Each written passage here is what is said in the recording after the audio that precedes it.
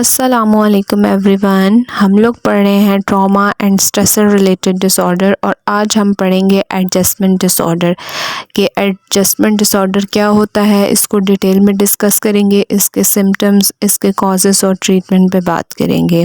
Adjustment disorder जो है वो एक कॉमन डिसऑर्डर है, ठीक है।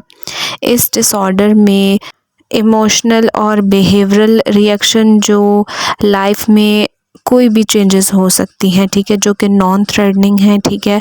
फॉर सपोज कि जो है वो किसी की जॉब चली गई है या जो है वो जॉब चेंज हुई है, वहाँ पे एडजस्टमेंट इश्यूज़ हो सकते हैं। स्कूल चेंज हुआ है या किसी की डाइवोर्स हुई है, किसी लव वन की डेथ हुई है या जॉब चली गई है, ठीक है, जिसकी वजह से जो है वो उनकी लाइफ में जो है वो स्ट्रेस आ रहा होता है। ये डिफरेंट एक्सपेक्ट लाइफ इवेंट की वजह से होता है, ठीक है। स्ट्रेस तो हर एक की लाइफ में होता है, डिफरेंट लाइफ जो इवेंट है, ठीक है, डिफरेंट लाइफ चेंजेस की वजह से जो है वो ये स्ट्रेसर जो है वो हो सकता है, जिसमें जो है वो कुछ टाइम में जो है वो लोग एडजस्ट कर जाते हैं। लेकिन एडजस्टमेंट डिसऑर्डर जो है वो किसी भी स्ट्रेसफुल इवेंट के बाद जो है वो इंडिविजुअल जो है वो बहुत ज़्यादा एंशियस हो जाता है, ठीक है, डिस्टर्ब हो जाता है। उसके जो इमोशनल और बिहेवियर रिएक्शन में जो है वो उसका जो बिहेवियरल और इमोशनल रिएक्शन है, ठीक है, वो आना स्टार्ट हो जाता है।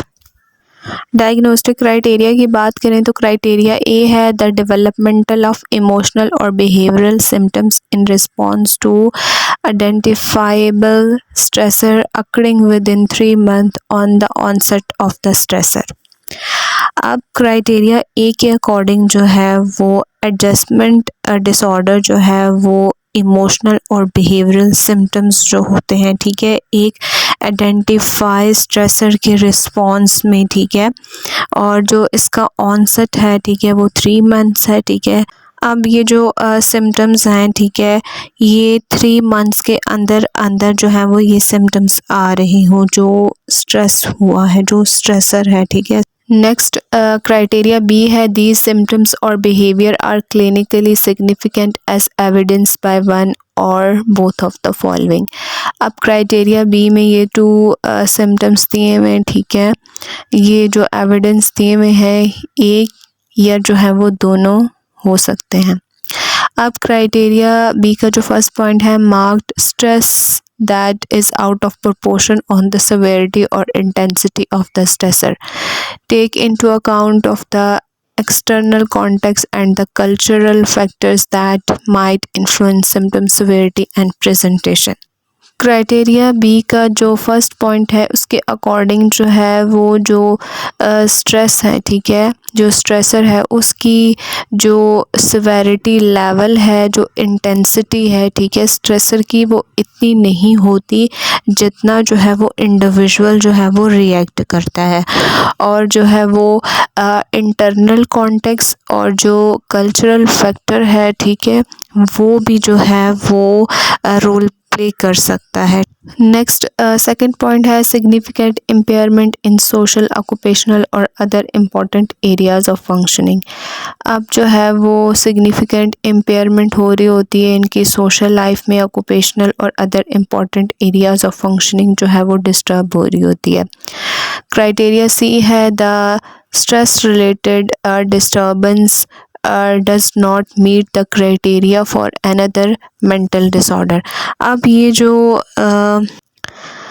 स्ट्रेसर रिलेटेड जो डिस्टर्बेंस है, ठीक है, इसका जो क्राइटेरिया है वो किसी और अनदर मेंटल डिसऑर्डर के साथ जो है वो मीट नहीं करना चाहिए and is not merely an exacerbation of a pre-existing mental disorder. और ये चीज़ भी जो है वो चेक कर लेनी चाहिए कि इंडिविजुअल को जो है वो पहले जो है वो प्री एग्जिस्टिंग कोई डिसऑर्डर ना हो, कोई मेंटल डिसऑर्डर ना हो। इसके अलावा नेक्स्ट जो क्राइटेरिया डी है the symptoms are not represent normal bereavement and are not better explain by prolong grief disorder. अब क्राइटेरिया डी के अकॉर्डिंग जो है वो ब्रेवमेंट मीन्स के जो गम की एक कंडीशन है, ठीक है, एक नॉर्मल पर्सन के लिए जो है वो कोई और होगी, और एक एडजस्टमेंट डिसऑर्डर का जो पर्सन है, ठीक है, उसकी जो कंडीशन है वो कोई और होगी। यानी कि जो ब्रेवमेंट है, ठीक है, वो नहीं होनी चाहिए, ठीक है। इसके अलावा जो है वो प्रोलॉन्ग्ड ग्रीफ जो डिसऑर्डर है ये भी नहीं होना चाहिए। क्राइटेरिया ई है, वंस द स्ट्रेसर और it's consequences have terminated, the symptoms are not persist or more than an additional 6 month। अब क्राइटेरिया ई के अकॉर्डिंग जो है वो स्ट्रेस ख़त्म हो जाने के बाद जो है वो ये जो सिम्टम्स हैं ये 6 मंथ से ज़्यादा जो है वो नहीं होने चाहिए।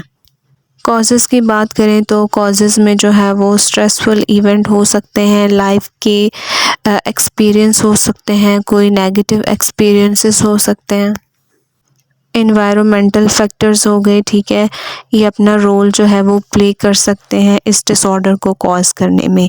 ट्रीटमेंट की बात करें तो ट्रीटमेंट में मेडिकेशन और साइकोथेरेपी दोनों को जो है वो यूज़ किया जाता है, जिसमें टॉक थेरेपी, फैमिली थेरेपी जो है वो यूज़ की जाती है।